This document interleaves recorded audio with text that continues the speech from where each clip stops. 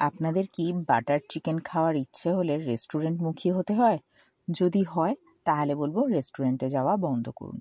বাড়িতে থাকা সামান্য উপকরণই একেবারে রেস্টুরেন্টের মতো স্বাদের বাটার চিকেন বাড়িতেই তৈরি হবে। কি দারুণ ব্যাপার না? এর জন্য কারি টাকাও গুনতে হবে না, আর রেস্টুরেন্টে গিয়ে লাইনও দিতে হবে না। এনিওয়ে, নমস্কার বন্ধুরা, পিঙ্কির আহারের দরবারের আর একটি নতুন পর্বে আপনাদের সকলকে স্বাগত জানিয়ে শুরু করি আজকে দারুণ স্বাদের লোভনীয় বাটার চিকেন রেসিপি। এখানে আমি 1 কেজির একটু বেশি পরিমাণ মাংস নিয়েছি, তবে হ্যাঁ, এটার হাড় সমেতই নিয়েছি, দেখে বুঝতে পারছেন। তার মধ্যে দিয়ে দেবো কিছুটা নুন, মানে স্বাদ মতো নুন, আর দিয়ে দেবো কাশ্মীরি লাল লঙ্কার গুঁড়ো। কাশ্মীরি লাল লঙ্কার গুঁড়ো বেশি দিলে কোনো অসুবিধে নেই, তার কারণ রঙটাই হলো আসল। অনেক সময় অনেককে দেখা যায় যেখানে ফুড কালার মেশাচ্ছেন, তো আমি সেটা না করে কাশ্মীরি লাল লঙ্কার গুঁড়ো একটু বেশি পরিমাণে দিয়ে দিলাম। আর এখানে 1.5 টেবিল চামচের মতো আদা রসুন বাটা দিয়ে দিয়েছি। আর দিয়ে দেবো এখানে আধা কাপের মতো টক দই। তো টক দইটা অবশ্যই দেখে বুঝতে পারছেন ফ্যাটানো নেই, তাতে কোনো অসুবিধে নেই। টক দই দিয়ে দিলাম, আর দিয়ে দেবো কিছুটা গোলমরিচের গুঁড়ো। বলা ভালো যে যেরকম ঝাল খাবেন সেই রকম গোলমরিচের গুঁড়ো, তবে আপনি যদি মানে আমার কথা যদি জিজ্ঞেস করেন তাহলে আধা চা চামচের মতো গোলমরিচের গুঁড়ো দিয়েছি। আর দিয়ে দেবো কিছুটা সাদা তেল। এখানে সর্ষের তেল ব্যবহার করবেন না, সাদা তেলটাই দেওয়ার চেষ্টা করবেন এবং দেবেনও।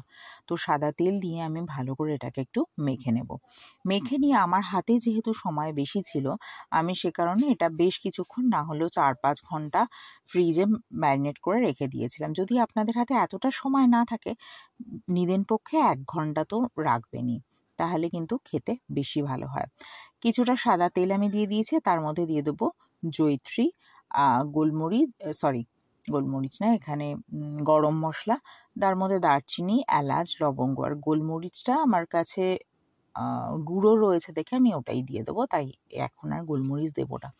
তো এখানে দিয়ে দিলাম এখানে 2টো মোটামুটি বড় সাইজেরই পেঁয়াজ, আর 1 ইঞ্চির মতো আদা এবং কয়েক কোয়া রসুন। দিয়ে দেবো আমি 4খানা টমেটো, যেটাকে এরকমভাবে কেটে নিয়েছি, আর 7-8খানা কাজু বাদাম।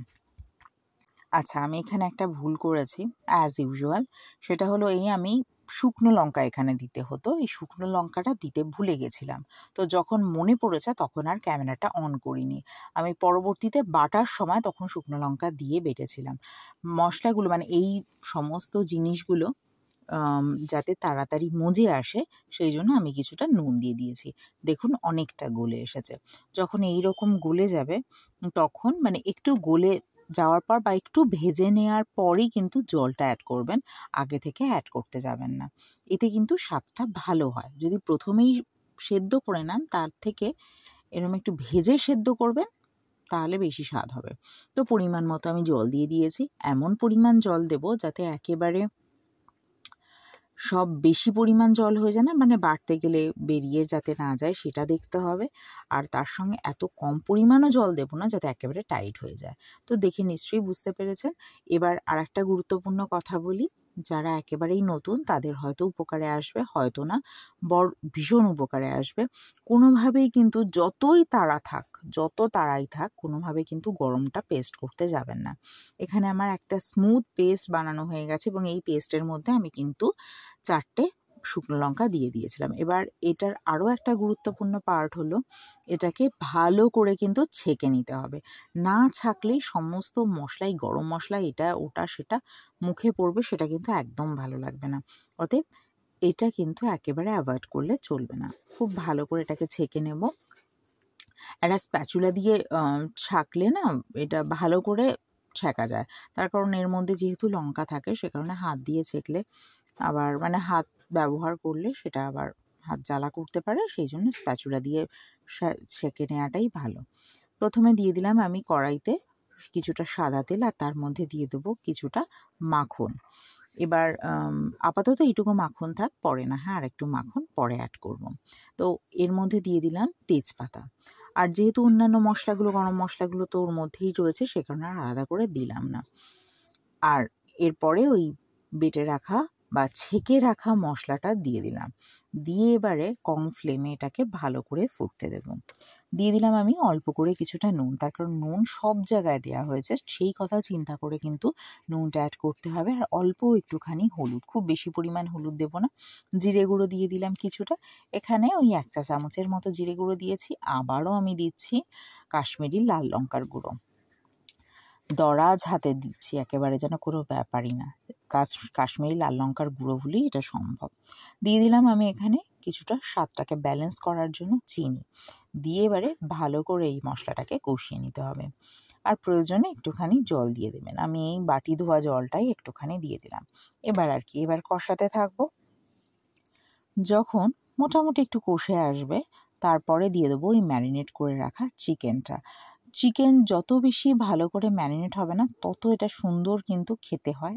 দ্বিতীয়ত খুব সুন্দর কিন্তু গলে যায়, যেটা আমার ক্ষেত্রে হয়েছিল। প্রায় 4-5 ঘন্টা ফ্রিজের মধ্যে ছিল। আর একটা কথা বলি, আপনাদের হাতে যদি সময় না থাকে তাহলে এটা ফ্রিজে রেখে, মানে ধরুন ঘন্টাখানেক তো রাখতেই হবে, ফ্রিজে রাখার খুব একটা দরকার নেই। আর যদি চান তো রাখতে পারেন, নাহলে দরকার নেই। এবারে খুব ভালো করে আমি এটাকে মিশিয়ে নেবো। আর ফ্লেমটাকে আমি এখানে কমই রেখেছি। ফ্লেমটাকে এই মুহূর্তে একদমই বাড়িয়ে দেবেন না, বড়জোর মিডিয়াম রাখতে পারেন, কিন্তু এর থেকে বেশি ফ্লেমে করবেন না। আমি এখন এতে জল দেব না, আর যদিও বা জল দিই, মানে এখন তো দেবই না, যখন জল দেব খুব অল্প পরিমাণে দেব। সেই কারণে মানে হালকা ফ্লেমেই এটাকে করতে হবে। আর যেটুকু ঝাল আমি যা লঙ্কা দিয়েছিলাম, মানে 4টে শুকনো লঙ্কা আমি পরে দিয়েছিলাম, 4টে কি 5টা, যেটা অফ ক্যামেরা হয়ে গেছে। আর গোলমরিচের গুঁড়ো দিয়েছিলাম, তো এখানেও আরও কিছুটা গোলমরিচের গুঁড়ো আমি অ্যাড করেছি। দিয়ে এবারে ভালো করে এটাকে নাড়াচাড়া করব।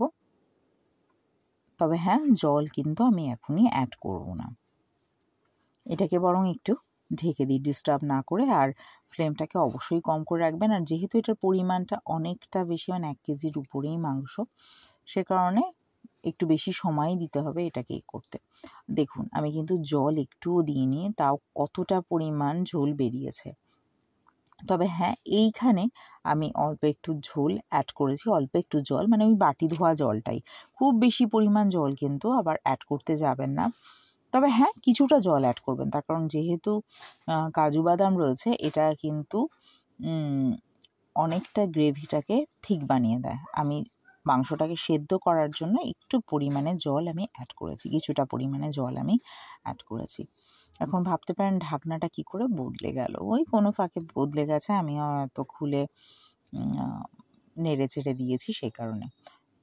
যখন ঝোল কিছুটা দিয়ে দেবেন, তখন আপনি চাইলে ফ্লেমটাকে বাড়িয়ে দিতে পারেন। আমার রান্নাটা অলমোস্ট রেডি। তো তার মধ্যে আমি দিয়ে দিলাম কিছুটা কাসৌরি মেথি, একটু করে। আর হাতে যদি সময় থাকে এইটাকে একটু ড্রাই রোস্ট করেও গুঁড়ো করে দিতে পারেন, মানে কাসৌরি মেথি। আর নামানোর আগে একটু ক্রিম দিলাম। এখানে না হলেও 1.5 টেবিল চামচের মতো ক্রিম দিয়েছি। আর ক্রিমটা, মানে ফ্রেশ ক্রিমটা অবশ্যই দেবেন, অনেকটা স্বাদ বাড়িয়ে দেয়, অনেকটা। আর নামানোর সময় স্ট্যান্ডিং টাইমে দিয়ে দেবো, তবে তার আগে দিয়ে দিলাম কিছুটা মাখন। দিয়ে এবারে ঢাকনা দিয়ে এটাকে স্ট্যান্ডিং টাইমে দিয়ে দিই। নেমে গেছে আমার রেস্টুরেন্ট থেকে অনেক বেশি স্বাদের বাটার চিকেন। যদি রান্নাটা ভালো লেগে থাকে তাহলে একটা লাইক করতে ভুলবেন না প্লিজ। আর প্লিজ আমার চ্যানেলটিকে সাবস্ক্রাইব করুন এবং পাশে থাকা বেল আইকনে ক্লিক করুন, যাতে নোটিফিকেশনটা সবার আগে আপনার কাছে পৌঁছায়। আর যদি ফেসবুক থেকে দেখেন তাহলে না একটা ফলো করে দেবেন। তাহলে আজকের মতো আসি, অন্য কোনো দিন অন্য কোনো রান্নাকে সঙ্গে নিয়ে আবার হাজির হব। ভালো থাকবেন, সুস্থ থাকবেন। ভিডিওটি দেখার জন্য ধন্যবাদ।